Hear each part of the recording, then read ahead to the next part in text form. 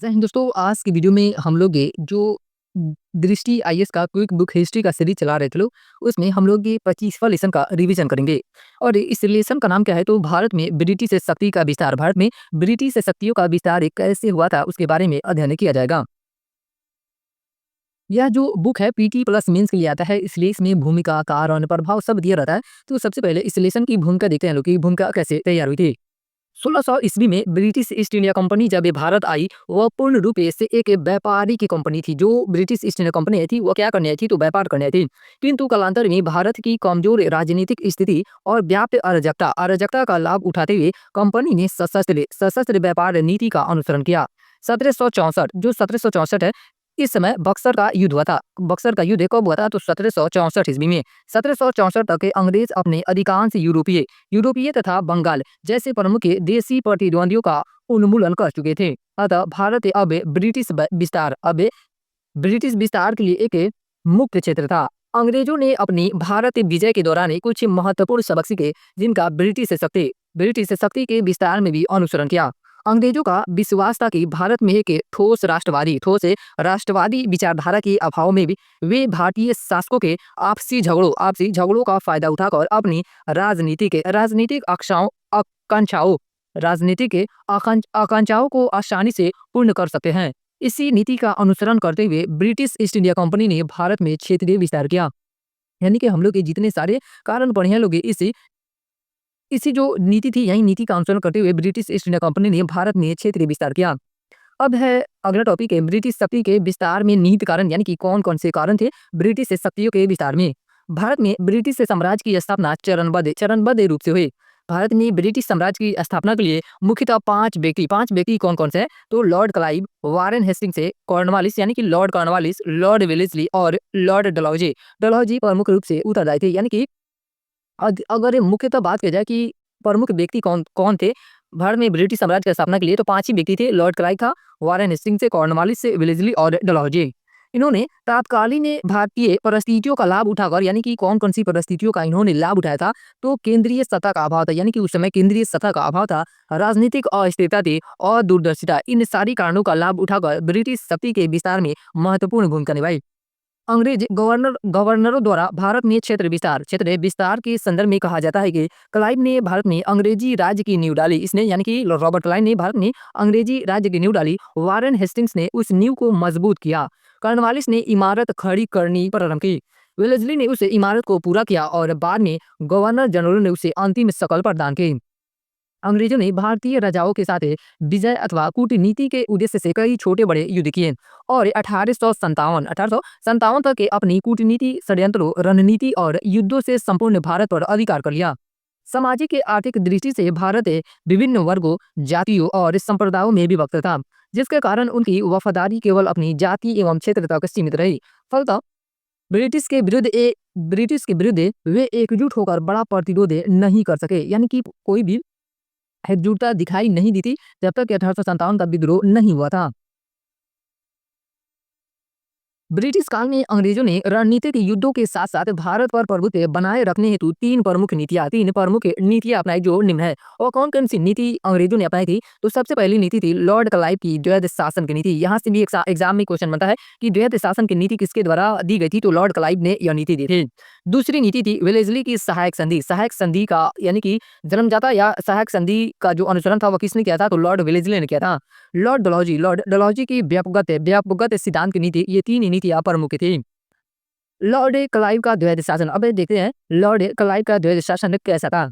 प्लासी का युद्ध कब हुआ था, तो 23 जून 1757 ईस्वी को प्लासी का युद्ध हुआ था। प्लासी के युद्ध का परिणाम में बंगाल विजय के रूप में सामने आया। बंगाल मीर जाफर की महत्वाकांक्षा के कारण अराजकता की ओर अग्रसर हुआ। यानी कि जो बंगाल था यह अराजकता की ओर क्यों अग्रसर हुआ, क्योंकि मीर जाफर की महत्वाकांक्षा के कारण।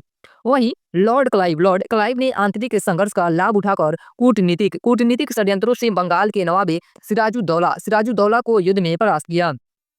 बक्सर के युद्ध हम लोग ये पिछले लेसन में इसका रिवीजन कर चुके हैं। तो बक्सर का जो युद्ध है यह कब हुआ था, 22 अक्टूबर 1764। बक्सर का युद्ध कब हुआ था, 22 अक्टूबर 1764 ईस्वी को। बक्सर के युद्ध के पश्चात हुई इलाहाबाद की संधि किससे संबंधित है, तो बक्सर के युद्ध से संबंधित है। और यह इलाहाबाद की संधि कब हुई थी, तो 12 अगस्त 1765 ईस्वी को इलाहाबाद की संधि हुई थी। बक्सर के युद्ध के पश्चात हुई इलाहाबाद की संधि से अंग्रेजों को बंगाल, बिहार और उड़ीसा की दीवानी प्राप्त हो गई। कालांतर में बंगाल के नवाबे नजमुद्दौला से अंग्रेजों को बंगाल, बिहार और उड़ीसा की दीवानी के साथ-साथ निजामत यानी कि सूबेदारी भी प्राप्त हो गई। ये भी लाइन इंपॉर्टेंट है कि जो बंगाल, बिहार और उड़ीसा है, उसकी जो निजामत या सूबेदारी थी, वह किसके शासनकाल में अंग्रेजों को प्राप्त हुई थी? तो नजमुद्दौला से यह प्राप्त हुई थी। ध्यातव्य हो कि दीवान और सूबेदार मुगलकालीन प्रांतीय प्रशासन के स्तर पर दो प्रमुख अधिकारी होते थे। दीवान से अभिप्राय भूमि कर वसूल करना, यानी कि जो दीवानी था, दीवानी से क्या अभिप्राय है? तो भूमि कर वसूल करना और भूमि कर संबंधी दीवानी मुकदमों का निर्णय करना होता था। दीवानी मामलों से क्या अभिप्राय होता था कि जो भूमि कर वसूल करना और भूमि कर संबंधी यानी कि भूमि का टैक्स संबंधी दीवानी मुकदमों का निर्णय करना होता था। जबकि सूबेदारी या निजामत का अभिप्राय आंतरिक सुरक्षा, शांति तथा सुव्यवस्था, न्याय व्यवस्था और फौजदारी मुकदमों का निर्णय करना आदि होता था। कंपनी दीवानी और निजामत के कार्यों का निष्पादन अपने भारतीय अधिकारियों के माध्यम से करती थी। किसके माध्यम से करती थी? जो कंपनी थी वह दीवानी और निजामत के कार्यों का निष्पादन अपने ही भारतीय अधिकारियों के माध्यम से करती थी। दीवानी कार्य के लिए कंपनी ने बंगाल में रजा खान, बिहार में सीताब राय तथा उड़ीसा में राय दुर्लभ को दीवान नियुक्त किया था। ये भी लाइन इंपॉर्टेंट है कि दीवानी कार्य के लिए कंपनी ने बंगाल में किसे नियुक्त किया था? तो रजा खां को नियुक्त किया था, बिहार में सीताब राय को नियुक्त किया था और उड़ीसा में राय दुर्लभ को दीवान नियुक्त किया था। उपरोक्त व्यवस्था के अतिरिक्त बाकी व्यवस्थाएं पूर्वतः ही बनी रही। नवाब के अधिकारी और कर्मचारी प्रशासन में दीवानी कार्यों को छोड़कर शेष से समस्त कार्य पूर्वतः ही संपन्न करते रहे। इस प्रकार बंगाल में एक ही समय में दो प्रकार की शासन व्यवस्थाएं चलने लगी। यह एक ऐसी व्यवस्था थी जिसमें अधिकार एवं उत्तरदायित्व दोनों को अलग कर दिया गया। इस प्रकार ब्रिटिश कंपनी बंगाल की वास्तविक शासक थी। इस प्रकार जो ब्रिटिश कंपनी थी वह बंगाल की क्या थी? तो वास्तविक शासक थी। हालांकि बंगाल का शासक नवाब ही था, यानी कि जो शासक था वह नवाब ही था और प्रशासन का उत्तरदायित्व भी उसी के हाथों में था, किंतु नवाब के समस्त अधिकार छीन लिए गए। अब वह अब स्वतंत्र शासक नहीं था, यानी कि उसके सारे अधिकार छीन लिए गए थे और वह जो था वह स्वतंत्र शासक नहीं था, अपितु वह कंपनी की अनुकंपा और वार्षिक अनुदान यानी कि वार्षिक पेंशन पर निर्भर हो गया। बंगाल में लॉर्ड क्लाइव द्वारा लागू इस व्यवस्था को ही द्वैध शासन व्यवस्था कहते हैं। द्वैध शासन स्थापित करने के क्या क्या कारण रहे थे? तो बक्सर का युद्ध जो 1764 ईस्वी में हुआ था, बक्सर का युद्ध में विजय के पश्चात कंपनी यदि सीधे ही सत्ता हाथ में ले लेती तो कंपनी का वास्तविक साम्राज्यवादी चेहरा जनता के समक्ष आ जाता, जिससे स्थानीय विद्रोह भड़कने तथा अन्य विदेशी प्रतिद्वंदियों के एकजुट होने का अंदेशा था। इसी कारण बंगाल में द्वैध शासन स्थापित किया गया। अगला कारण देखते हैं कि कंपनी को मुगल बादशाह से दीवानी अधिकार तो मिल गए, किंतु अन्य विदेशी कंपनियां उसके इन अधिकारों को चुनौती देते हुए टैक्स देने से मना कर सकती थी। कंपनी के पास उस समय इतना पर्याप्त संख्या बल नहीं था कि वह कंपनी के कार्यों के साथ साथ बंगाल की प्रशासनिक व्यवस्था संभाल सके। साथ ही कंपनी के पास जो कर्मचारी और अधिकारी गण थे वे भी स्थानीय रीति रिवाज व परंपराओं से अनभिज्ञ थे। बोर्ड ऑफ डायरेक्टर्स उस समय प्रादेशिक नियंत्रण करने की अपेक्षा अधिक आर्थिक लाभ की आकांक्षा रखते थे। सीधे प्रशासनिक उत्तरदायित्व लेने पर आर्थिक लाभ में कमी की भी संभावना थी। इसके अतिरिक्त राजनीतिक सत्ता प्राप्त करने पर उन्हें इंग्लैंड की संसद के हस्तक्षेप का भी भय था। ये सारे जितने हम लोग अभी रिवीजन कर रहे हैं, यह पीटी के लिए नहीं है, यह जितने सारा कारण दिया गया सब मेंस के लिए है। नेक्स्ट है कि द्वैध शासन से ब्रिटिश कंपनी को लाभ है। जो द्वैध शासन ने स्थापित किया गया था उससे ब्रिटिश कंपनी को क्या क्या लाभ हुआ था? तो सबसे पहला लाभ है ब्रिटिश कंपनी को प्रशासनिक सुविधा प्राप्त हुई। कैसे? तो बंगाल में जिस समय द्वैध शासन स्थापित किया गया उस समय परिस्थितियों के अनुसार वह उचित था। ब्रिटिश कंपनी को इससे प्रशासकीय सुविधा मिली। द्वैध शासन से कंपनी का प्रशासकीय कार्यभार अत्यंत कम रहा और बंगाल पर उसका पूर्ण नियंत्रण बना रहा। क्या रहा? पूर्ण नियंत्रण बना रहा। बाहरी संघर्ष से बचाव भी हुआ। ब्रिटिश कंपनी यदि बंगाल के नवाब को पीड़ित कर स्वयं शासन चलाती तो वह उस समय अन्य यूरोपीय कंपनियों तथा भारतीय शासकों के विरोध का कारण बन सकता था। परिणामतः भारतीय शासकों और यूरोपीय कंपनियों के सम्मिलित विरोध का सामना कर पाना कंपनी के लगभग असंभव था, यानी कि कंपनी उसका सामना नहीं कर पाती, उसके लिए क्या था? तो यह असंभव जैसा होता। अगला लाभ हुआ कि आर्थिक लाभ है। आर्थिक लाभ क्या प्राप्त हुआ? तो ब्रिटिश कंपनी यदि स्वयं प्रशासन चलाती तो उसे नवीन अधिकारी व कर्मचारी ऊंचे वेतन पर रखने पड़ते। इससे आर्थिक भार में वृद्धि होती। नवाब के कम वेतन के कर्मचारियों द्वारा प्रशासन चलाए जाने से और प्रशासन व अन्य व्यय के लिए नवाब को प्रति वर्ष निर्धारित धनराशि देने से ब्रिटिश कंपनी को उल्लेखनीय आर्थिक बचत हुई। नेक्स्ट टॉपिक है द्वैध शासन से बंगाल पर प्रभाव, यानी कि जब रॉबर्ट क्लाइव के द्वारा द्वैध शासन लगाया गया तो उसपे बंगाल पे क्या प्रभाव पड़ा? तो सबसे पहला प्रभाव है कि उत्तरदायित्व का अभाव। द्वैध शासन का सबसे गंभीर दोष यह था कि बंगाल में उत्तरदायित्व रहित अधिकार और अधिकार रहित उत्तरदायित्व का दूषित वातावरण बन गया। बंगाल, बिहार और उड़ीसा का समस्त भूमि कर नवाब के भारतीय अधिकारियों द्वारा वसूल कर कंपनी के कोष में जमा किया जाने लगा। सुरक्षा व्यवस्था के लिए सेना कंपनी की होती थी। जो सेना थी वह किसकी होती थी? तो वह कंपनी की होती थी। जबकि कंपनी पर प्रशासन का कोई उत्तरदायित्व नहीं था। शासन प्रबंध नवाब के अधिकारी ही करते थे, किंतु इन व्यवस्थाओं के लिए उनके पास राजकोष या धन नहीं था। इस प्रकार द्वैध शासन में सत्ता, अधिकार और धन कंपनी के पास है और समस्त उत्तरदायित्व नवाब पर आरोपित कर दिए गए। अगला प्रभाव पड़ा शोषण, कुप्रशासन व अराजकता। बंगाल का राजकोष हुआ सेना कंपनी के अधिकार में थी, जिसका उन्होंने पूरा रणनीतिक फायदा उठाया, किंतु प्रशासन की ओर कंपनी ने जरा भी ध्यान नहीं दिया। इससे शांति और न्याय व्यवस्था बिगड़ गई। कंपनी के पास धन, सत्ता और अधिकार थे। कंपनी के पास क्या थे? तो धन, सत्ता और अधिकार थे, किंतु जनता के प्रति उन्हें सहानुभूति नहीं थी। परिणाम था राज्य में अराजकता का वातावरण बन गया। नेक्स्ट है कि कृषि का पतन हो गया। कृषि का यानी कि जब द्वैध शासन लगाया गया तो उस समय बंगाल में क्या हुआ? तो कृषि का पतन हो गया। द्वैध शासन के दौरान कृषि व्यवस्था को क्षति पहुंची, क्योंकि इस दौरान राजस्व वसूली का कार्य अधिक बोली लगाने वाले व्यक्ति को ठेके पर दिया जाने लगा। यानी कि जो राजस्व वसूली था वो किसे मिलने लगा? जो अधिक बोली लगाता था उस व्यक्ति को ठेके पर दिया जाने लगा। इस व्यवस्था का दुष्परिणाम यह हुआ कि कर भार यानी कि कर में वृद्धि हुई और वसूली भी कठोरता पूर्वक की जाने लगी। परिणाम स्वरूप कृषकों का शोषण प्रारंभ हो गया। इस तरह की कृषि अवनति का गंभीर प्रभाव वर्ष 1770 के अकाल के दौरान देखा गया, जब ये बंगाल में जान माल की व्यापक हानि हुई।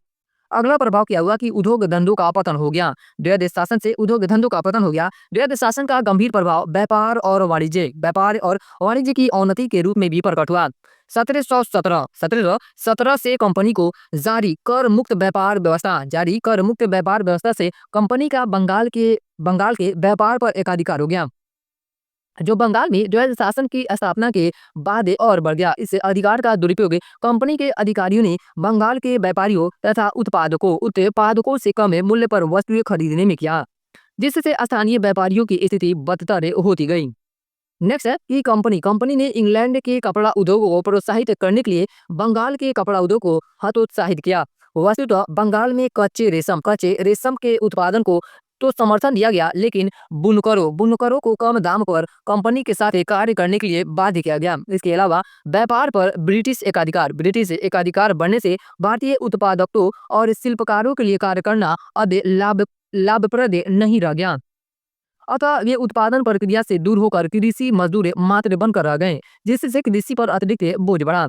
द्वैध शासन की आलोचना करते हुए प्रसिद्ध इतिहासकार पर्सिवल एस्पियर ने इसे खुली और निर्जलता इसे पर्सिवल एस्पियर ने क्या बताया? तो इसे खुली और निर्लजतापूर्ण लूटपाट का युग बताया है। यह जो कथन है, यह कथन भी इंपॉर्टेंट है, क्योंकि पीटी के लिए कभी-कभी पीटी में यह कथन देकर पूछ दिया जाता है कि यह कथन किस इतिहासकार के द्वारा कहा गया है कि खुली और निर्लजतापूर्ण लूटपाट का युग बताया है द्वैध शासन को। तो यह कौन इतिहासकार बताया? तो पर्सिवल एस्पियर के द्वारा कहा गया है। 1772 ये भी बहुत इंपॉर्टेंट है कि 1772 में वारेन हेस्टिंग्स ने द्वैध शासन समाप्त कर दिया। नेक्स्ट है लॉर्ड वेलेस्ली की सहायक संधि। अगला टॉपिक का नाम क्या है? लॉर्ड वेलेस्ली की सहायक संधि। लॉर्ड वेलेस्ली 1798 में भारत में बंगाल का गवर्नर जनरल बनकर आया। लॉर्ड वेलेस्ली साम्राज्यवादी विचारधारा के अंतर्गत कंपनी को भारत की सर्वोच्च शक्ति के रूप में स्थापित करना चाहता था और भारतीय शासकों के दरबारों में सक्रिय एवं सेनाओं में फ्रांसीसी अधिकारियों के बढ़ते प्रभाव को नष्ट करना चाहता था। उपरोक्त वर्णित लक्ष्यों की पूर्ति के लिए लॉर्ड वेलेस्ली ने सहायक संधि की नीति का अनुसरण किया। जो सहायक संधि की नीति थी उसका अनुसरण किसने किया था? तो लॉर्ड वेलेस्ली के द्वारा इस नीति का अनुसरण किया गया। उसने भारतीय राज्यों के साथ सहायक संधि करके कंपनी के राज्य का विस्तार कर फ्रांसीसी प्रभाव को समाप्त किया। स्मरणीय है कि फ्रांसीसी गवर्नर डुप्ले ने सर्वप्रथम सहायक संधि प्रणाली का प्रयोग करते हुए भारतीय नरेशों को सहायता देने और बदले में उनसे धन लेने की शुरुआत की थी। परंतु सहायक संधि को व्यवहारिक रूप से वेलेस्ली ने ही दिया था। ये भी लाइन बहुत इंपॉर्टेंट है कि जो फ्रांसीसी गवर्नर था डुप्ले, उसने सर्वप्रथम सहायक संधि प्रणाली का प्रयोग किया था, लेकिन जो सहायक संधि को व्यवहारिक रूप से किसने दिया था, यानी कि व्यवहार के रूप में किसने लाया था? तो वेलेस्ली के द्वारा लाया गया था। यानी कि इसका उपयोग ज्यादा वेलेस्ली ने किया था और पहली बार उपयोग किसने किया था? तो गवर्नर डुप्ले ने किया था और यह फ्रांसीसी गवर्नर था। सहायक संधि का अर्थ है और विकास, यानी कि इसका अर्थ क्या है और इसका विकास किस प्रकार से हुआ था?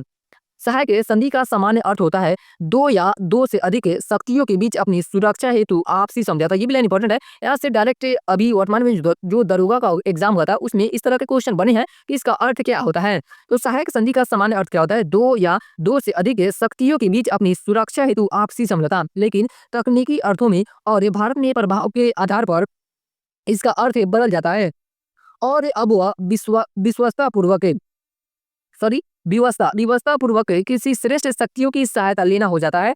सहायक संधि के द्वारा अब रियासतों की वास्तविक संप्रभुता का हनन किया जाने लगा है।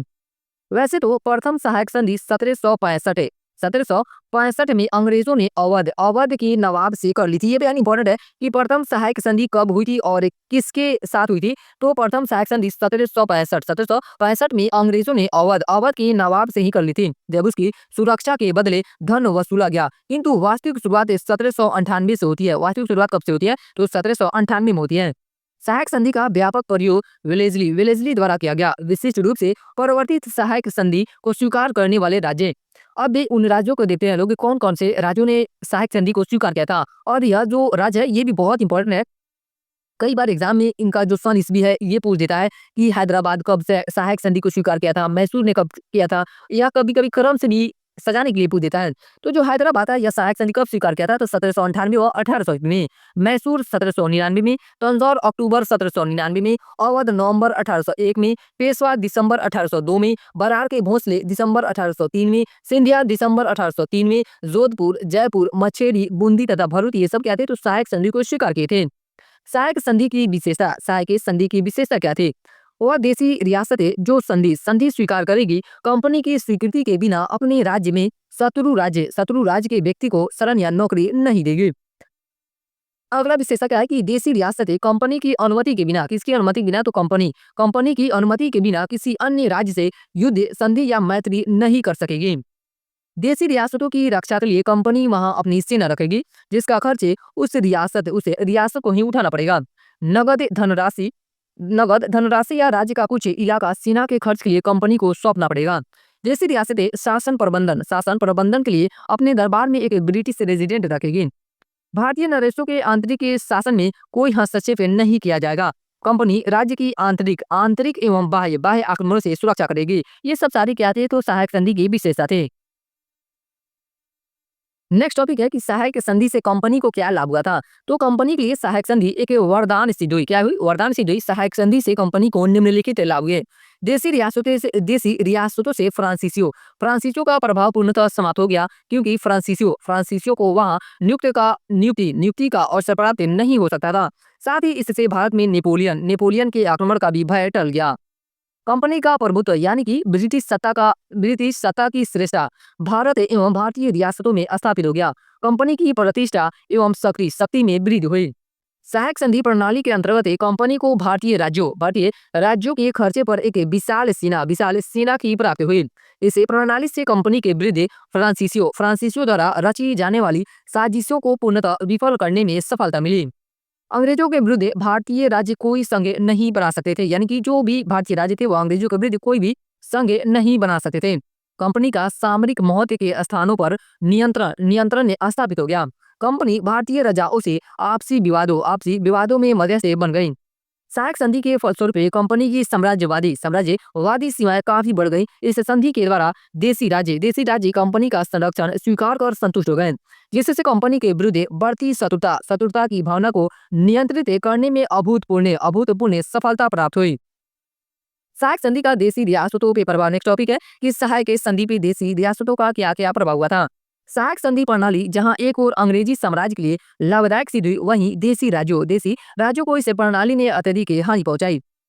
सर थॉमस मुनरो के शब्दों में, देसी रियासतों ने अपनी स्वतंत्रता, राष्ट्रीय चरित्र अथवा वह सब जो देश को प्रतिष्ठित बनाते हैं उन्हें बेचकर सुरक्षा मूल्य ले ले। यह कथन भी इम्पोर्टेंट है क्योंकि एग्जाम में आजकल ये कथन बहुत बार पूछ दिया जाता है कि यह कथन किसके द्वारा कहा गया है। तो यह कथन टॉमस मुनरो के द्वारा कहा गया है। निरस्त्रीकरण एवं विदेश नीति पर कंपनी की सर्वोच्चता स्वीकार कर देसी रियासत के शासक के नाम मात्र के शासक बनकर रह गए एवं उनकी सार्वभौमिक शक्ति समाप्त हो गई। सहायक संधि स्वीकार करने वाले राज्य शीघ्र ही दिवालिया हो गए। अंग्रेजों की धन की मांगे निरंतर बढ़ती चली गई, जिससे देने में राज्य सक्षम नहीं थे। फलतः रियासतों पर अत्यधिक कर्ज का बोझ बढ़ता चला गया। सेना पर अत्यधिक व्यय होने के कारण देसी रियासतों की अर्थव्यवस्था चरमरा गई। वे सेना का खर्च उठाने में असमर्थ सिद्ध होने लगे, जिसका परिणाम यह हुआ कि देसी रियासतों को अपने बहुत बड़े प्रदेश से हाथ धोना पड़ा। संरक्षित राज्यों के सैनिक बेरोजगार हो गए। जो संरक्षित राज्य थे उनके सैनिक क्या हो गए, तो बेरोजगार हो गए, क्योंकि उन्हें सेना रखने का अधिकार नहीं रहा। यानी कि जो संरक्षित राज्य उन्हें सेना रखने का अधिकार नहीं रहा। संबंधित राज्य ब्रिटिश कंपनी पर निर्भर हो गए, अतः प्रजा के प्रति उत्तरदायित्व की भावना समाप्त हो गई। फलतः प्रजा के विद्रोह के भय से अभी तक जो राजा उत्तरदायित्व महसूस करते थे, अब ब्रिटिश की सुरक्षा छतरी प्राप्त होने से विद्रोह का भय भी समाप्त हो गया। ऐसे में देसी शासक बिलासी एवं अकर्मण्य हो गए। देसी राज्यों की अर्थव्यवस्था कमजोर होने से हस्तशिल्प उद्योगों के पतन में तेजी आई, क्योंकि यही भारतीय शासक हस्तशिल्प वस्तुओं के संरक्षक एवं खरीदार थे। किंतु अब ब्रिटिश प्रभाव में आने के कारण वे संरक्षण देने में अक्षम हो गए। इस संधि के माध्यम से भारतीय नरेशों की बुद्धिमत्ता, साहस, सैन्य संगठन आदि कमजोर हुए, जिसका परिणाम यह हुआ कि भारतीय राज्य निरंतर पतन की ओर अग्रसर होते गए। नोट पॉइंट एक दिया गया है और यह नोट पॉइंट भी बहुत इंपॉर्टेंट है। नोट पॉइंट क्या कर रहा है कि इंदौर के होलकरों ने सहायक संधि स्वीकार नहीं की। ये बहुत इंपॉर्टेंट है कि सहायक संधि किसने स्वीकार नहीं की थी, तो जो इंदौर के होलकर थे वह सहायक संधि स्वीकार नहीं किए थे।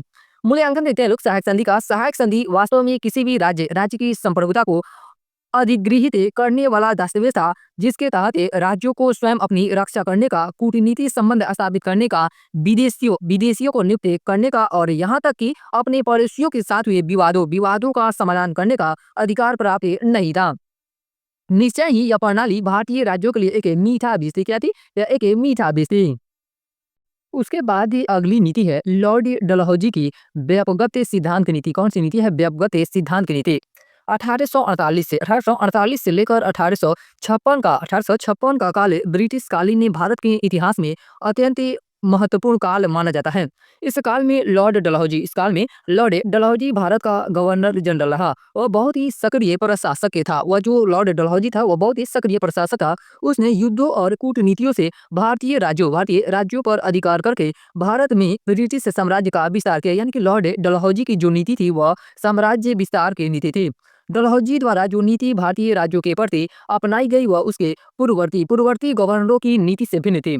डलहौजी ने इस सिद्धांत पर कार्य किया कि जिस प्रकार भी संभव हो सके ब्रिटिश साम्राज्य का विस्तार किया जाए।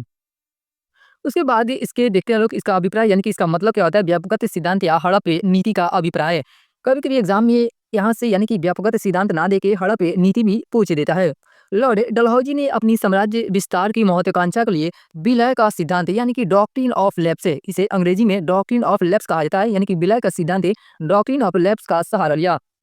इस सिद्धांत के अनुसार अगर किसी सुरक्षा प्राप्त राज्य का शासक बिना स्वाभाविक उत्तराधिकारी के मर जाए तो उसका राज्य उसके दत्तक पुत्र का मतलब क्या होता है, यानी कि गोद लिया हुआ पुत्र को नहीं सौंपा जाएगा। यानी कि इसका मतलब क्या हुआ, डॉक्ट्रिन ऑफ लैप्स की नीति का ऐसे नीति यानी कि इस सिद्धांत के अनुसार अगर किसी सुरक्षा प्राप्त राज्य का शासक है बिना स्वाभाविक उत्तराधिकारी के मर जाए, यानी कि उसका कोई उत्तराधिकारी नहीं है, उसका कोई बेटा नहीं है, अगर वो मर जा रहा है तो उसका राज्य उसके दत्तक पुत्र यानी कि गोद लिए हुए पुत्र को नहीं सौंपा जाएगा और वह जो राज है वह ब्रिटिश से साम्राज्य में शामिल हो जाएगा। ध्यातव्य हो, भारत में गोद लेने की प्रथा प्राचीन काल से विद्यमान रही और धर्म एवं परंपरा दोनों में यह अधिकार श्रेय रहा। लेकिन डलहौजी ने साम्राज्य विस्तार के लिए व्यापकगत सिद्धांत को नया हथियार बनाया, जिसके तहत उसने उत्तराधिकारी गोद लेने की प्रथा पर पाबंदी लगाई तथा संतानहीन शासकों के राज्यों को अंग्रेजी साम्राज्य में मिलाने का प्रयत्न किया। डलहौजी ने भारतीय राज्यों को 3 श्रेणियों में वर्गीकृत किया। जो डलहौजी था इस नीति के यानी कि हड़प नीति के तहत जो भारतीय राज्य थे उन्हें कितने श्रेणियों में विभाजित किया था या वर्गीकृत किया था, तो 3 श्रेणियों में। पहली जो श्रेणी थी उसके अंतर्गत कौन से राज्य शामिल किए जाते थे, तो प्रथम श्रेणी में वे रियासतें थीं जो कभी भी ब्रिटिश शासक के अधीन नहीं रहीं, ना ही वे कर देती थी यानी कि ना ही वे टैक्स देती थी। ऐसी रियासतों पर गोद लेने से कोई हस्तक्षेप नहीं था। दूसरी श्रेणी क्या थी? दूसरी श्रेणी में वे रियासतें थीं जो मुगल सम्राट अथवा पेशवा के अधीन थे और उन्हें कर देती थी यानी कि और उन्हें टैक्स देती थी, परंतु अब वे अंग्रेजों की अधीनस्थ थी। इस श्रेणी के राज्यों के शासकों के लिए यह व्यवस्था की गई कि वे उत्तराधिकारी को गोद लेने के पहले सरकार की सहमति प्राप्त करें। नेक्स्ट श्रेणी है तीसरी श्रेणी में वे राज्य थे जिनके निर्माण में ब्रिटिश सरकार का प्रत्यक्ष अथवा अप्रत्यक्ष योगदान था तथा ऐसे राज्यों के शासकों के उत्तराधिकारी गोद लेने पर पूर्णतः पाबंदी लगा दी गई थी। हड़प नीति का क्रियान्वयन, जो हड़प नीति था उसका क्रियान्वयन कैसे किया गया था? लॉर्ड डलहौजी ने अपनी हड़प नीति के आधार पर गोद लेने की प्रथा को अमान्य कर निम्नलिखित राज्यों को ब्रिटिश साम्राज्य में विलीन कर लिया। यह जो राज्य को यानी कि ब्रिटिश साम्राज्य में मिलाया गया था ये बहुत इंपॉर्टेंट है। यहाँ से पीटी के लिए क्वेश्चन बनता है कि सतारा को कब हड़प नीति के तहत मिलाया गया था, तो 1848 ईस्वी में। सतारा को कब मिलाया गया था, तो 1848 में। डलहौजी की हड़प नीति का पहला शिकार सतारा था। डलहौजी की हड़प नीति का पहला शिकार कौन बना था, तो सतारा की राजा अप्पा साहिब ने अपनी मृत्यु से पूर्व यानी कि मृत्यु से पहले एक बालक को गोद लिया था, परंतु डलहौजी ने उसे उत्तराधिकारी को यह कहकर अमान्य करार दिया कि सतारा राज्य लॉर्ड हेस्टिंग्स ने पुनर्स्थापित किया था। उसके बाद अगला राज्य है जैतपुर और संबलपुर को हड़प नीति के तहत ही कब मिलाया गया था, तो 1849 ईस्वी में मिलाया गया था। कब मिलाया गया था? 1849 ईस्वी में। उड़ीसा में संबलपुर राज्य का शासक नारायण सिंह निसंतान मर गया। अभी जो ट्रेंड चल रहा है एग्जाम में क्वेश्चन पूछने का, अब तो पहले के जमाने में जैतपुर और संबलपुर पूछता था कि कब हड़प नीति के तहत मिलाया गया था, अब तो ऐसा हो गया है कि यहाँ का राजा पूछ देता है। तो उड़ीसा में जो संबलपुर राज्य था वहाँ का शासक कौन थे, तो नारायण सिंह थे। निसंतान मर गए यानी कि उनकी कोई संतान नहीं थी। मृत्यु पूर्व वह कोई पुत्र गोद नहीं ले सका था, इसलिए विधवा रानी ने शासन प्रबंधन अपने हाथ में ले लिया। लेकिन डलहौजी ने इसे अमान्य घोषित करते हुए संबलपुर को तथा उसी दौरान बुंदेलखंड में स्थित जैतपुर को हड़प नीति के आधार पर 1849 में ब्रिटिश से राज्य में मिला लिया। डलहौजी ने आगे इसी नीति के तहत बघाट था उसे 1850 में मिलाया था। बघाट को कब मिलाया था? 1850 में। उदयपुर को 1852 में, झांसी को 1853 ईस्वी में और नागपुर को 1854 का विलय भी किया। नोट पॉइंट है कि 1856 में अवध पर कुशासन का आरोप लगाकर ब्रिटिश सत्ता में मिला लिया गया। यानी कि जो अवध था उस पे किस आधार पे ब्रिटिश साम्राज्य या ब्रिटिश सत्ता में मिलाया गया था अवध को, तो कुशासन का आरोप लगा के ब्रिटिश सत्ता में मिला लिया गया। इस समय अवध का नवाब वाजिद अली शाह था। इस समय यानी कि जब अवध को मिलाया गया था ब्रिटिश साम्राज्य में, तो उस समय वहाँ का शासक कौन था या नवाब कौन था, तो वाजिद अली शाह था। वाजिद अली का जो शासनकाल था वो 1847 से लेकर 1856 ईस्वी तक रहा था। हड़प नीति की समीक्षा लॉर्ड डलहौजी की हड़प नीति से ब्रिटिश साम्राज्य सुदृढ़ एवं संगठित हुआ। भारत में ब्रिटिश कंपनी की राज्य की सीमाओं का अत्यधिक विस्तार हुआ, किंतु डलहौजी के से साम्राज्य विस्तार का नैतिक न्याय और निष्पक्ष रूप से समर्थन नहीं किया जा सका। अंग्रेजों ने सर्वोच्चता का अधिकार केवल शक्ति के आधार पर प्राप्त किया था। जो अंग्रेज थे वह सर्वोच्चता का अधिकार किसके आधार पर प्राप्त किए थे, तो केवल शक्ति के आधार पर प्राप्त किए थे। उसके पीछे कोई नैतिक नैतिक या कानूनी अधिकार प्राप्त नहीं था। डलहौजी की हड़प नीति अनैतिकता अनैतिकता अत्याचार और स्वार्थ से परिपूर्ण थी। जो डलहौजी की हड़प नीति थी वह किससे परिपूर्ण थी? तो अनैतिकता, अत्याचार और स्वार्थ से परिपूर्ण थी।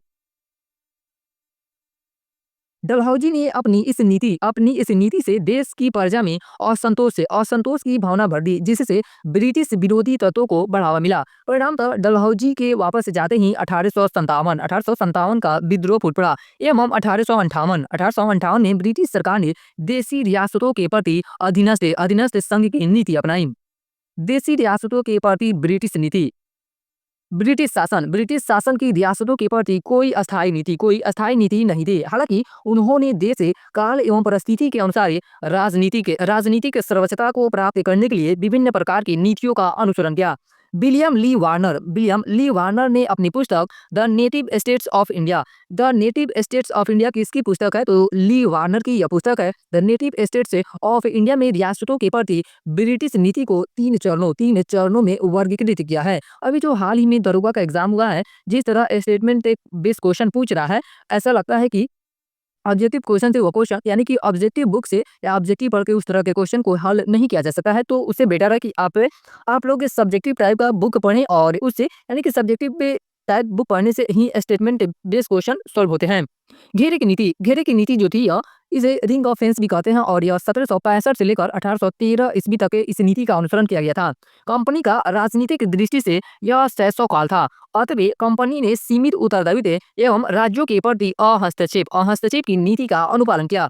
कंपनी का उद्देश्य अपने जीते हुए प्रदेशों के पास बफर स्टेट की स्थापना करना था। उदाहरण स्वरूप बंगाल को सुरक्षित रखने के लिए अवध के साथ संधि कर उसे बफर स्टेट बनाया गया। अवध को कौन सा स्टेट बनाया गया? तो बफर स्टेट बनाया गया। ऐसा इसलिए क्योंकि वहां मराठा आक्रमण का खतरा था। वारेन हेस्टिंग्स के समय अवध के मामले में हस्तक्षेप रूहुल्ला युद्ध, मराठा युद्ध, द्वितीय आंग्ल मैसूर युद्ध आदि अंग्रेजों की अहस्तक्षेप की नीति से विचलन को दर्शाता है। यानी कि ये सब जितने युद्ध हुए थे, रूहुल्ला युद्ध, मराठा युद्ध, द्वितीय आंग्ल मैसूर युद्ध, ये किसके कारण थे? तो अहस्तक्षेप नीति से विचलन को दर्शाता है। इस प्रकार लॉर्ड कॉर्नवालिस ने टीपू के विरुद्ध तृतीय आंग्ल मैसूर युद्ध लड़कर अहस्तक्षेप की नीति का उल्लंघन किया। निष्कर्षतः यह कहा जा सकता है कि इस काल में कंपनी ने अपनी स्थिति को सुदृढ़ करने के लिए अहस्तक्षेप की नीति का पालन किया, किंतु आवश्यकता पड़ने पर उसका उल्लंघन भी किया। यानी कि अहस्तक्षेप की नीति का उल्लंघन भी ब्रिटिश सरकार के द्वारा या ब्रिटिश कंपनी के द्वारा किया गया। अगला नीति है अधीनस्थ पृथकीकरण की नीति और इस नीति का अनुसरण कब से कब तक किया गया था? तो 1813 ईस्वी से लेकर 1858 ईस्वी तक इस नीति को फॉलो किया गया था। इस काल में ब्रिटिश औद्योगिक नीति के तहत मुक्त व्यापार की नीति को अपनाया गया, जिसके लिए राज्यों को अधीन बनाए जाने व उन पर प्रत्यक्ष नियंत्रण की आवश्यकता थी। अतः लॉर्ड हेस्टिंग्स के आगमन के साथ ही क्षेत्र विस्तार और युद्ध की नीति की शुरुआत की गई। इस काल में मूलतः सहायक संधि जैसी नीति अपनाई गई, जिसमें राज्यों को ब्रिटिश सत्ता के अधीन कर अन्य राज्यों से उनके संबंध विच्छेद कर देने का तत्व प्रमुख था, ताकि वे कंपनी के विरुद्ध संगठित न हो सके। इस काल में मराठों के साथ अलग अलग संधियां की गई तथा राजपूत राज्यों पर नियंत्रण स्थापित हुआ।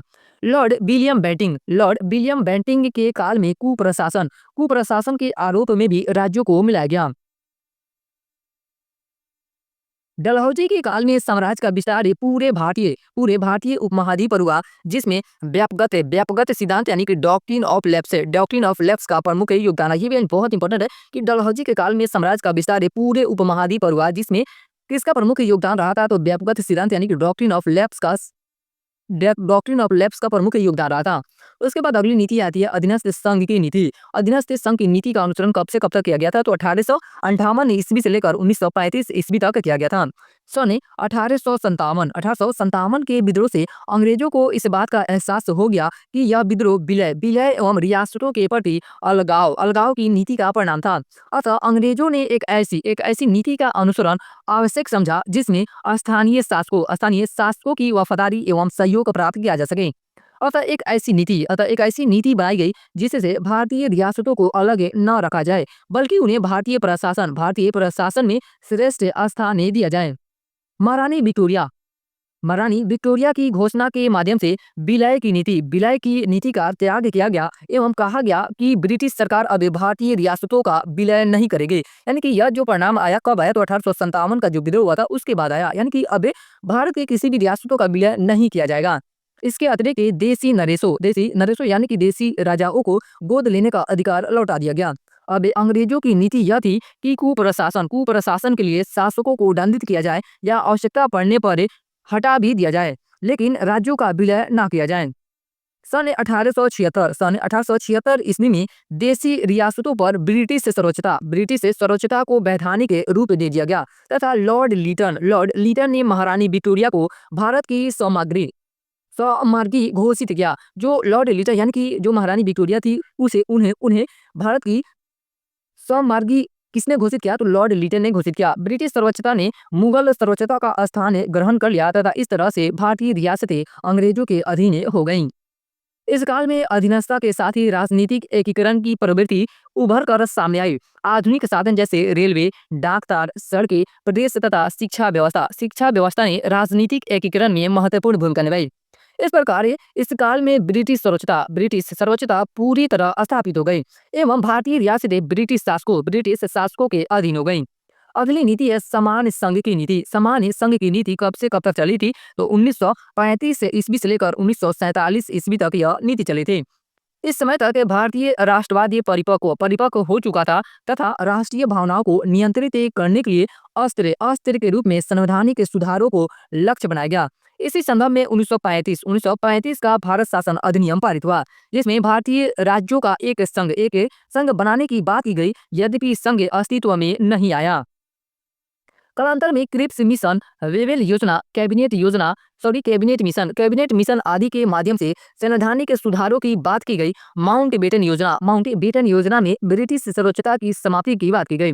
अंततः 1947 में भारतीय स्वतंत्रता अधिनियम पारित हुआ और भारत में ब्रिटिश सत्ता की समाप्ति हुई। यानी कि इस अधिनियम के तहत ही भारत से ब्रिटिश सत्ता की समाप्ति हुई थी। किस अधिनियम के तहत, तो 1947 का जो भारतीय स्वतंत्रता अधिनियम आया था उसी अधिनियम के तहत भारत से ब्रिटिश सत्ता की समाप्ति हुई। उसके बाद इस लेसन पे आधारित कुछ प्रश्न दिए गए हैं, उन प्रश्नों को देखते हैं। सबसे पहला क्वेश्चन है कि लॉर्ड विलेजली द्वारा लागू की गई सहायक संधि व्यवस्था के बारे में निम्नलिखित में से कौन सा कथन लागू नहीं होता है। यहाँ पे क्या पूछा, लागू नहीं होता है। तो पहला कथन है कि दूसरों के खर्च पर एक बड़ी सेना बनाए रखना, यह जो बातें थी सहायक संधि व्यवस्था में रखी गई थी, यानी कि यह नहीं होगा। दूसरा कथन है कि भारत को नेपोलियन के खतरे से सुरक्षित रहना, ये भी इस सहायक संधि में बात की गई थी। और तीसरा कथन है कि कंपनी के लिए के नियत आय का प्रबंध करना यह सहायक संधि में नहीं किया गया था, यानी कि सहायक संधि में नहीं कहा गया था। तो इसका सही आंसर क्या हो जाएगा, सी नंबर इसका सही आंसर हो जाएगा। चौथा कथन भी सही है, यानी कि भारतीय रियासतों के ऊपर ब्रिटिश सर्वोच्चता स्थापित करना था इसे सहायक संधि की व्यवस्था के तहत। यानी कि इसमें से 3 कथन सही है, ए, बी और डी, और ये जो सी नंबर है इस सहायक संधि के तहत इस बात को इसमें नहीं स्वीकारा गया था। अगला क्वेश्चन है कि निम्नलिखित पर विचार कीजिए जिन्होंने लॉर्ड विलेजली के साथ सहायक संधि की थी और उनके द्वारा की गई संधियों का सही कालानुक्रम नीचे दिए हुए कूट से पता कीजिए। तो हैदराबाद की बात किया जाए तो हैदराबाद ने सहायक संधि कब स्वीकार किया था, तो हैदराबाद ने किया था 1798 ईस्वी में। कब किया था, 1798 ईस्वी में।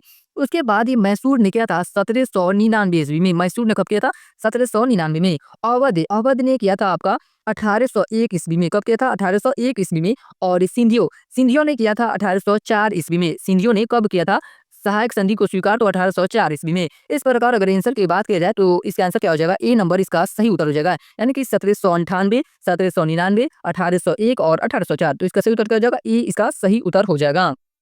नेक्स्ट क्वेश्चन है कि निम्न में से सहायक संधि स्वीकार नहीं की थी, यानी कि इन 4 ऑप्शनों में से किसने सहायक संधि को स्वीकार नहीं की थी। तो जो इंदौर के होलकर राज्य ने सहायक संधि को स्वीकार नहीं किया था, बाकी हैदराबाद के निजामों ने कर लिया था, जोधपुर के राजपूत राज्य ने भी कर लिया था और मैसूर के शासकों ने भी सहायक संधि को स्वीकार कर लिया था। अगला क्वेश्चन है कि बंगाल में द्वि शासन प्रणाली किसके द्वारा लागू की गई। तो जो रॉबर्ट क्लाइव के द्वारा बंगाल में द्वि शासन प्रणाली को लागू की गई। अगला क्वेश्चन है कि रिंग ऑफ फेंस नीति का संबंध इनमें से किसी से है? कौन सी नीति है? तो रिंग ऑफ फेंस की नीति का संबंध इनमें से किसी से है? तो इसका संबंध हो जाएगा वारेन हेस्टिंग्स से। इसका संबंध किस हो जाएगा? वारेन हेस्टिंग्स से इसका संबंध, यानी कि रिंग ऑफ फेंस की नीति का अनुसरण या इसी के द्वारा रिंग ऑफ फेंस की नीति लाया गया था। नेक्स्ट क्वेश्चन है, अगला क्वेश्चन 5वां नंबर क्वेश्चन है कि सहायक संधि व्यवस्था को स्वीकार करने वाले प्रथम में भारतीय देशी शासक कौन थे? प्रथम में भारतीय देशी शासक कौन थे? तो हैदराबाद के निजाम के द्वारा सहायक संधि व्यवस्था को स्वीकार किया गया था सबसे पहले। उसके बाद ये अगला लेसन है 26वां लेसन, भारत में ब्रिटिश शासकों की आर्थिक नीति एवं उसका प्रभाव, यानी कि ब्रिटिशों के द्वारा आर्थिक नीति कौन-कौन सी अपनाई गई थी और उस नीति का इंडिया पे क्या प्रभाव पड़ा था, उसके बारे में अध्ययन करेंगे इस लेसन में। तो सबसे पहले है भूमिका। भारतीय अर्थव्यवस्था पर ब्रिटिश नीतियों का प्रभाव मुगल शासक औरंगजेब की मृत्यु के बाद ही सहज परिलक्षित होने लगा था। उत्तरवर्ती मुगल शासकों द्वारा तत्कालीन यूरोपीय व्यापारियों को दी गई उदारतापूर्ण रियायतों ने स्वदेशी व्यापारियों के हितों को नुकसान पहुंचाया। अंग्रेजों ने प्लासी का युद्ध हुआ था, यानी कि 1757 ईस्वी में अंग्रेजों ने प्लासी और बक्सर का जो युद्ध हुआ था 1764 ईस्वी में अंग्रेजों ने प्लासी और बक्सर युद्ध के बाद ये भारतीय व्यापार पर अपना एकाधिकार स्थापित कर लिया। फलतः भारतीय अर्थव्यवस्था अधिशेष तथा आत्मनिर्भरता मूलक अर्थव्यवस्था से औपनिवेशिक अर्थव्यवस्था में परिवर्तित हो गई। जो भारतीय अर्थव्यवस्था थी वह किस अर्थव्यवस्था से औपनिवेशिक अर्थव्यवस्था में परिवर्तित हो गई? तो आत्मनिर्भरता मूलक अर्थव्यवस्था से औपनिवेशिक अर्थव्यवस्था में परिवर्तित हो गई। अंग्रेजों की औपनिवेशिक अर्थव्यवस्था का उद्देश्य अपने उद्योगों के लिए भारत से कच्चा माल प्राप्त कर अपने उत्पादों को भारतीय बाजार में बेचना था। अंग्रेजों ने भारतीय अर्थव्यवस्था से संबंधित सभी पक्षों का केवल अपने हितों की पूर्ति हेतु प्रयोग किया। परिणाम स्वरूप भारत एक निर्यातक देश से आयातक देश बन गया। नेक्स्ट टॉपिक है, भारत में ब्रिटिश उपनिवेशवाद के विभिन्न चरण रहे, यानी कि जो उपनिवेशवाद था उसके कितने चरण रहे थे। उपनिवेशवाद एक विस्तारवादी अवधारणा है। जो उपनिवेशवाद है वह किस प्रकार की अवधारणा है? तो यह विस्तारवादी अवधारणा है, जिसके तहत किसी देश का आर्थिक शोषण एवं उत्पीड़न होता है। इसके तहत एक राष्ट्र द्वारा किसी अन्य राष्ट्र की राजनीतिक एवं सांस्कृतिक संरचना पर नियंत्रण किया जाता है। नियंत्रण करने वाला देश मातृदेश कहलाता है।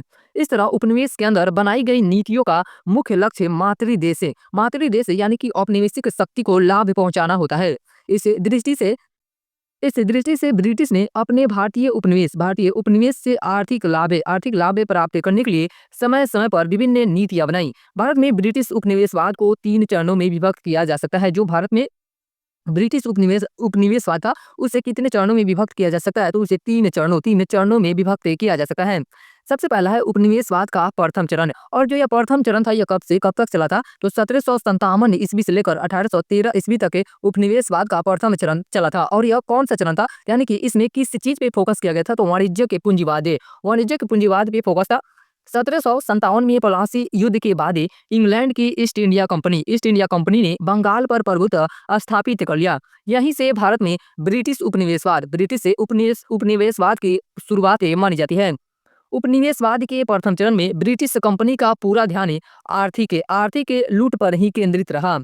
फलतः इस चरण में व्यापारिक एकाधिकार के लिए इन्हें पुर्तगाली, डच और फ्रांसीसी कंपनियों से कई युद्ध लड़ने पड़े। इस चरण में ब्रिटिशों के प्रमुख उद्देश्य निम्नलिखित थे। कौन कौन से उद्देश्य इनके थे? तो सबसे पहला उद्देश्य भारत के व्यापार पर एकाधिकार करना।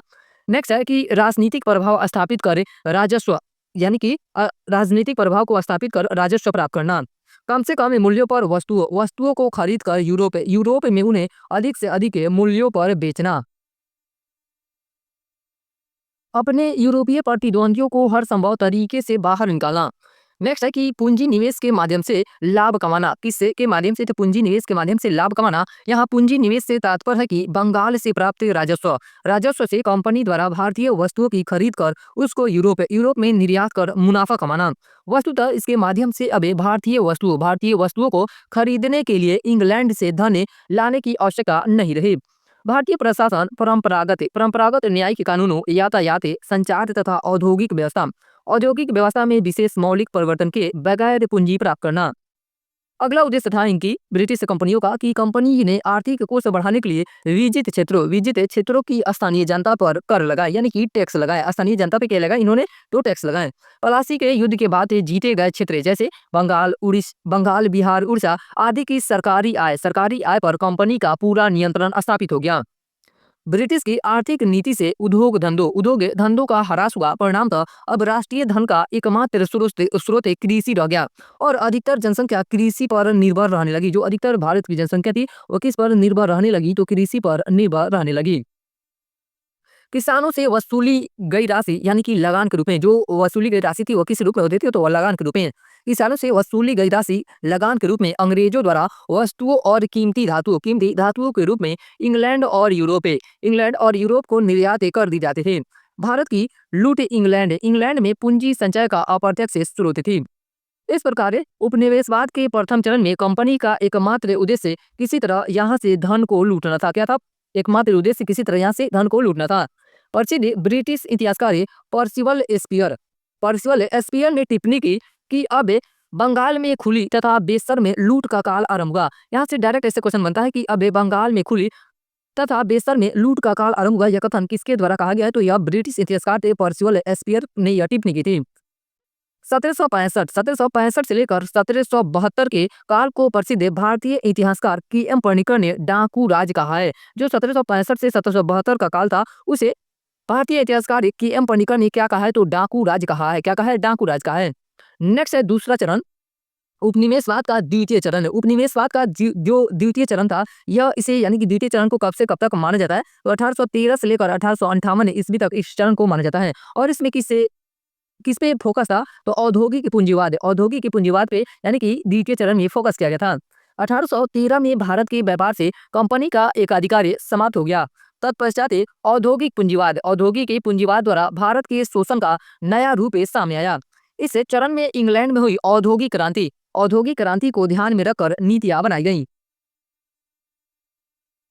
वस्तुतः इंग्लैंड में बड़े पैमाने पर उद्योगों की स्थापना हुई। विदित है कि 1765 से 1785 के बीच अनेक वैज्ञानिक आविष्कार में जैसे कताई की machine, steam engine, power loom, water frame आदि की आविष्कार हुआ। उद्योगों की स्थापना होने से जहां एक तरफ कच्चे माल एवं खदान की आवश्यकता महसूस हुई, वहीं दूसरी तरफ कारखाना निर्मित उत्पादकों की बिक्री के लिए एक बड़े बाजार की आवश्यकता भी पड़ी। परिणाम स्वरूप इन उद्देश्यों की पूर्ति के लिए ब्रिटिश ने भारत में नई नीतियां लागू की। क्या की? तो भारत में नई नीतियां लागू की। ब्रिटेन में औद्योगिक क्रांति के कारण बड़े पैमाने पर वस्तुओं का अधिशेष उत्पादन होने लगा, जिसका निर्यात भारतीय बाजार में किया जाने लगा। फलतः भारत मशीनीकृत एवं अपेक्षाकृत सस्ती ब्रिटिश वस्तुओं से लड़ गया। इसी समय 1813 का चार्टर एक्ट पारित करके भारत के प्रति ब्रिटेन ने मुक्त व्यापार की नीति अपनाई।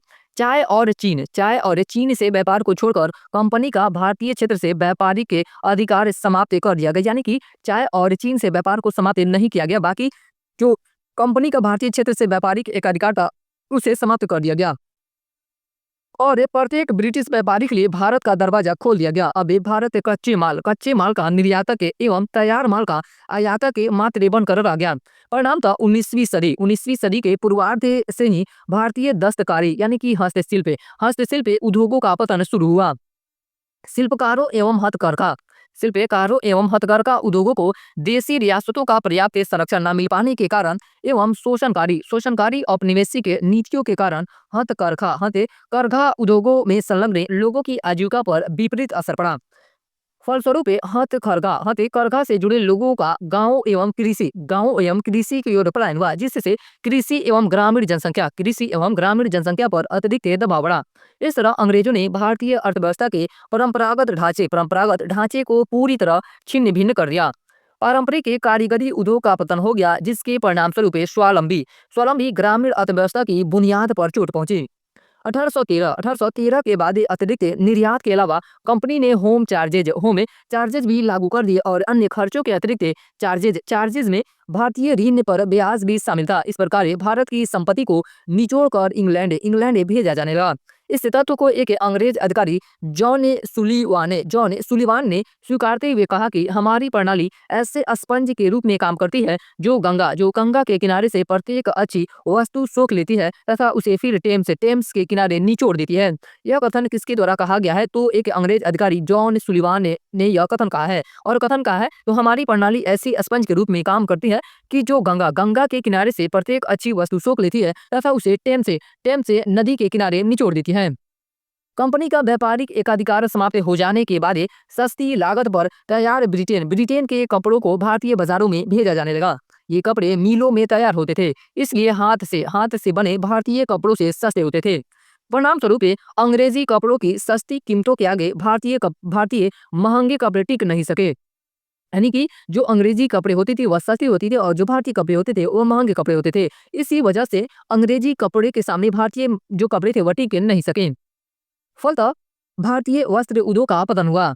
आर्थिक क्षेत्र में परिवर्तन एवं कच्चे माल के लिए अधिक से अधिक उत्पादन के लक्ष्य से अंग्रेजों ने भूमि व्यवस्था में प्रयोग करने शुरू किए। फलतः अस्थायी बंदोबस्त रैयतवाड़ी बंदोबस्त जैसी नई व्यवस्था अपनाई गई। स्मरणीय है कि जहां एक और अस्थायी बंदोबस्त अंग्रेजों की दूरगामी नीति का हिस्सा था, वहीं दूसरी ओर रैयतवाड़ी व्यवस्था भारत के किसानों के शोषण की चरम अवस्था थी। देश में खाद्यान्न फसलों की जगह अब वाणिज्य के फसलों को अधिक उगाया जाने लगा। परिणाम स्वरूप देश में अनाज की कमी से खाद्यान्न के मूल्य में वृद्धि हुई। इस चरण की एक महत्वपूर्ण उपलब्धि रेलवे का विकास था। क्या था इस चरण में? यानी कि रेलवे का विकास था। हालांकि रेलवे का विकास से भारत की प्रगति की दृष्टि से नहीं बल्कि अंग्रेजों की सामरिक एवं आर्थिक आवश्यकताओं के कारण किया गया। ऐसा इसलिए क्योंकि भारत से कच्चे माल के निर्यात और ब्रिटिश से कारखानों में उत्पादित माल के आयात तथा इसके आंतरिक विक्रय के लिए देश में परिवहन साधनों के विकास की आवश्यकता थी। इसके विकास का दूसरा कारण ब्रिटिश साम्राज्य की सुरक्षा हेतु सेना को दूर दराज के क्षेत्रों तक पहुंचाना था। यानी कि रेलवे का विकास क्यों किया गया था? तो दूसरा कारण यह था कि जो ब्रिटिश साम्राज्य की सुरक्षा हेतु सेना को दूर दराज के क्षेत्रों तक पहुंचाना था, ताकि ब्रिटिश साम्राज्य के विरुद्ध होने वाले किसी भी विद्रोह को बिना किसी विलंब से कुचला जा सके। अगला टॉपिक है होम चार्जेज यानी कि ग्रीव है। होम चार्जेज की नीति क्या थी? तो भारत से इंग्लैंड की ओर धन का बहिर्गमन होम चार्जेज के रूप में भी होता था। लंदन में इंडिया ऑफिस से भारत सचिव ऑफिस का खर्च भारत में कार्यरत अंग्रेज कर्मचारियों यानी कि सिविल और सैन्य अंग्रेज कर्मचारी थे, सिविल और सैन्य के वेतन तथा पेंशन, कंपनी के शेयर होल्डर्स को दिया जाने वाला इंसेंटिव का मतलब क्या था? प्रोत्साहन राशि, भारतीय सार्वजनिक ऋण एवं रेलवे पर लगाई गई पूंजी पर दिया गया ब्याज, भारत में लड़े गए युद्धों पर होने वाला व्यय, सैन्य खरीदारी इत्यादि होम चार्जेज के प्रमुख संघटक थे। यानी कि होम चार्जेज के अंतर्गत इतने सारे व्ययों को शामिल किया गया था। इसका परिणाम देखते हैं लोग कि परिणाम क्या हुआ था। कच्चे माल के निर्यात को बढ़ावा देने के लिए कृषि के वाणिज्यीकरण पर बल दिया गया, जिसमें नील, कपास, अफीम, चाय, जूट, कॉफी आदि के उत्पादन हेतु कृषकों को मजबूर किया गया। फलतः भारत में खाद्यान्न की कमी बढ़ने लगी। आधुनिक पाश्चात्य शिक्षा पर बल दिया गया, जिससे भारतीय शिक्षा व्यवस्था में असमानता आई। भारतीय शिक्षा व्यवस्था में क्या आ गई? तो असमानता आ गई। भारतीय हस्तशिल्प कुटीर उद्योग का पतन होने लगा। उद्योग धंधों का विनाश होने से भारत में गरीबी, बेरोजगारी, भुखमरी आदि में अप्रत्याशित बढ़ोतरी हुई। महत्वपूर्ण कथन दिए गए हैं कार्ल मार्क्स का कथन है कि विश्व के कपड़ों के घर को विदेशी कपड़ों से भर दिया गया। यह कथन किसके द्वारा कहा गया है? तो यह कथन कार्ल मार्क्स के द्वारा कहा गया है। कार्ल मार्क्स ने क्या कहा था इस कथन के बारे में? तो विश्व के कपड़ों के घर को विदेशी कपड़ों से भर दिया गया, यानी कि भारत के बारे में कार्ल मार्क्स ने कहा था। उसके बाद लॉर्ड बीएम बेंटिंग का कथन है बुनकरों की हड्डियों से भारत की भूमि सफेद हो गई। यह कथन किसके द्वारा कहा गया है? तो यह कथन विलियम बेंटिंग के द्वारा कहा गया है। अगला टॉपिक है रेलवे का विकास। यहाँ से जो है रेलवे का विकास से कुछ पीटी के क्वेश्चन बन सकते हैं। तो रेलवे के विकास में इतिहास देखते हैं लोग। 1846 में लॉर्ड हार्डिंग द्वारा सैन्य यातायात हेतु पहली बार भारत में रेलवे के विकास की बात की गई। भारत में रेलवे के विकास का प्रथम चरण 1849 से 1864 तक माना जाता है। भारत में रेलवे का विकास का प्रथम चरण कब से कब तक माना जाता है? तो 1849 से लेकर 1864 तक माना जाता है। 1849 1849 में पहली रेलवे लाइन कोलकाता से रानीगंज तक बिछाई गई। यहाँ पे क्या बोल रहा है कि पहली रेलवे लाइन की बात कर रहा है। पहली रेलवे लाइन कब बिछाई गई थी तो 1849 ईस्वी में, और कहाँ से कहाँ तक तो कोलकाता से रानीगंज तक बिछाए गए थे। 1853 में डलहौजी मेमो से रेलवे के विकास में तीव्रता आई, और उल्लेखनीय यह है कि निवेश की शुरुआत सार्वजनिक कंपनियों से नहीं बल्कि निजी कंपनियों यानी कि प्राइवेट कंपनियों ने की। निवेश को आकर्षित करने के लिए उन्हें 5% ब्याज की गारंटी दी गई। 1853 में पहली रेले बम्बई से थाने के बीच चलाई गई।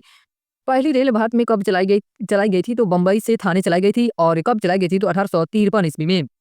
1856 में भारत में विदेशी निवेश की शुरुआत रेलवे के संदर्भ में हुई। सार्वजनिक ऋण द्वारा धन एकत्र किया गया। 1869 तक के रेलवे प्रबंधन के लिए 33 कंपनियां थी। 1869 तक के रेलवे प्रबंधन के लिए कितनी कंपनियां थी तो 33 कंपनियां थी, जिनमें 24 निजी यानी कि 24 प्राइवेट कंपनियां थी, 5 सरकारी एवं 4 देशी रियासतों की कंपनियां थी। इन कंपनियों से यह समझौता हुआ था कि 25 साल बाद रेलवे लाइन सरकार को सौंप दी जाएगी। राज्य सरकार ने राज्य के द्वारा रेलवे निर्माण व स्वामित्व पर बल दिया। 1879 में लीटन के कार्यकाल में सबसे पहले पूर्वी रेलवे को खरीदा गया। 1879 में किसके कार्यकाल में सबसे पहले पूर्वी रेलवे को खरीदा गया तो लीटन के कार्यकाल में। 1903 ईस्वी में कर्जन ने थॉमस रॉबर्टसन के नेतृत्व में एक रेलवे बोर्ड की स्थापना की, जिसने इससे संबंधित कई अनुशंसाएं प्रस्तुत की। स्मरणीय है कि रेलवे का तीव्रतम विकास कर्जन के शासनकाल में हुआ था। रेलवे का तीव्रतम यानी कि सबसे तेजी से विकास किसके शासनकाल में हुआ था तो लॉर्ड कर्जन के शासनकाल में हुआ था। एकवर्थ आयोग 1921 से 22 की रिपोर्ट के आधार पर 1925 में रेलवे बजट को आम बजट से अलग कर दिया गया। कभी कभी एग्जाम में डायरेक्ट ऐसे क्वेश्चन बनता है कि एकवर्थ आयोग का संबंध किससे है तो इसका संबंध रेलवे से हो जाएगा, और एकवर्थ आयोग की रिपोर्ट के आधार पर ही 1925 में रेलवे बजट को आम बजट से अलग कर दिया गया। 1947 में आजादी से पहले केसी नियोगी की अध्यक्षता में रेलवे वित्त से संबंधित तथ्यों के निरीक्षण के लिए एक समिति का गठन हुआ। अगला टॉपिक है टिप्पणियां देखते हैं लोग कार्ल मार्क्स की कौन सी टिप्पणी है तो जिस देश में लोहा व कोयला मौजूद हो वहां अगर तकनीक पहुंचा दी जाए तो उसे देश को आधुनिकरण से नहीं रोका जा सकता है। उसके बाद है अर्नाल्ड का कथन है कि भारत में रेलवे ने वह कर दिखाया जो अकबर व टीपू जैसे निरंकुश शासक न कर पाए, वे भारत को एकीकृत न कर सके। नेक्स्ट है तिलक का कथन क्या है कि भारत में अंग्रेजों द्वारा रेलवे के विकास पर खुश होना ऐसा ही है जैसे दूसरों की पत्नी के अलंकार को देखकर खुश होना। अगला जो नीति है उपनिवेशवाद का तृतीय चरण जो जिस पे यानी कि उपनिवेशवाद के तृतीय चरण में वित्तीय पूंजीवाद पे फोकस किया गया था और यह जो चरण था 1858 से लेकर 1947 से तक ये माना जाता है।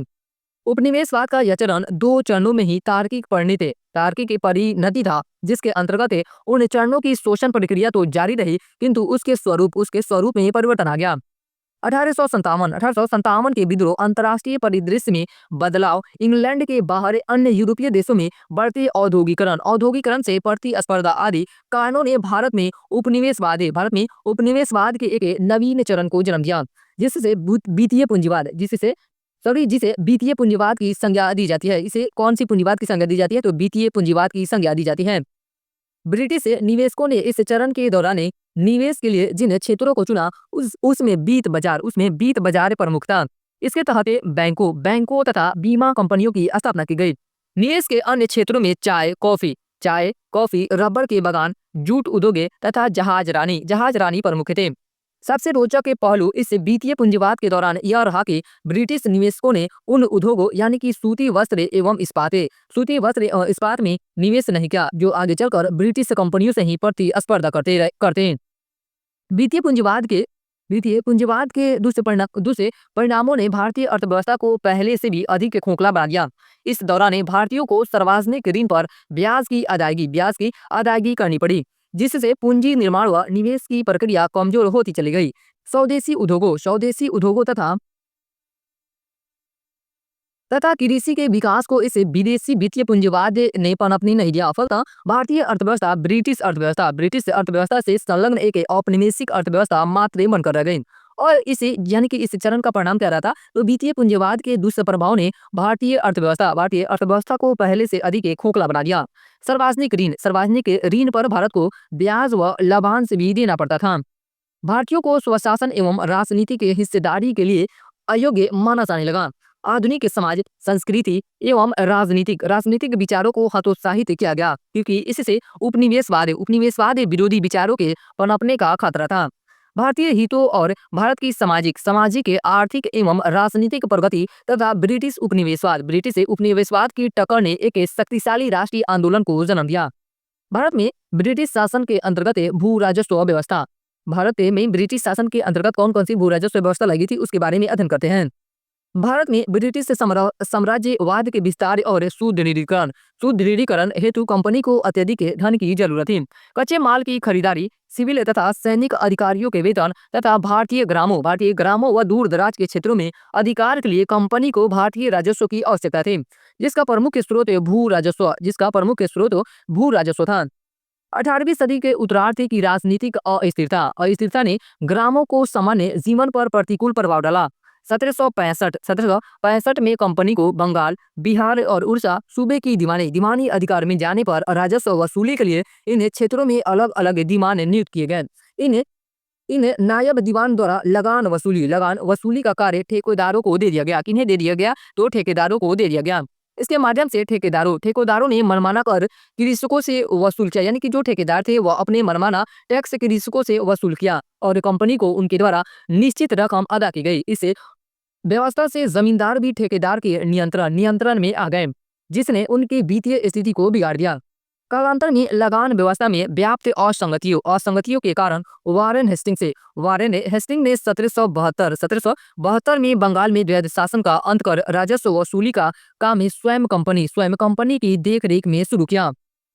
इजारेदारी प्रथा, जिसमें सबसे पहली व्यवस्था है इजारेदारी प्रथा, और इसे फार्मिंग सिस्टम भी कहा जाता है। इसे क्या कहा जाता है, फार्मिंग सिस्टम भी कहा जाता है। 1772 ईस्वी में एक पंचवर्षीय इजारेदारी प्रथा चालू की गई। जो इजारेदारी प्रथा थी वह यह पंचवर्षीय थी। इस नई व्यवस्था यानी कि फार्मिंग सिस्टम के अनुसार नीलामी में सबसे अधिक बोली लगाने वाले को भू राजस्व वसूली का ठेका दिया जाता था। इस पद्धति में जमींदारों को अलग रखा गया, क्योंकि वारेन हेस्टिंग्स का मानना था कि इसमें जमींदारों को शामिल करने का अर्थ होगा सरकार का भू राजस्व की एक बड़ी दर से वंचित रह जाना। परंतु इस व्यवस्था के भी परिणाम हानिकारक रहे। इससे भू राजस्व की रकम तो बढ़ गई, पर वास्तविक वसूली प्रति वर्ष घटती बढ़ती रहती थी।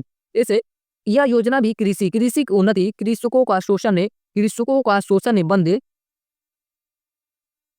बंद करने और कंपनी की धन की आवश्यकताओं की पूर्ति नहीं कर सकी, क्योंकि जमींदारों का ग्रामीण क्षेत्रों में वर्चस्व था और वे भू राजस्व के विशेषज्ञ थे, अतः उनके सहयोग के बिना ये योजना सफल ना हो सके। इसे पंचवर्षीय ठेकेदारी योजना के असफल होने के बाद वारेन हेस्टिंग्स ने 1776 में एक वर्षीय कर दिया, यानी कि जो यह ठेकेदारी योजना थी या जो इजारेदारी प्रथा को 5 वर्षीय से घटाकर कितना कर लिया, तो इसे 1776 में इसे 1 वर्षीय कर दिया। अब ठेकेदारी 1 वर्ष के लिए ही दी जाती थी। इसमें जमींदारों को प्राथमिकता दी गई। इसी समय ब्रिटेन अपना अमेरिकी उपनिवेश से खो चुका था, अतः वह भारतीय उपनिवेश को मजबूत बनाने की ओर प्रयासरत था। इन्हीं परिस्थितियों में वारेन हेस्टिंग्स के बाद बंगाल के गवर्नर जनरल के रूप में कॉर्नवालिस का आगमन हुआ। लॉर्ड कॉर्नवालिस ने यह अनुभव किया कि कृषि अर्थव्यवस्था में गिरावट के कारण कंपनी की राजस्व दर में उतार चढ़ाव आ रहा है। फलतः भू राजस्व के लिए नई व्यवस्था को लाया गया।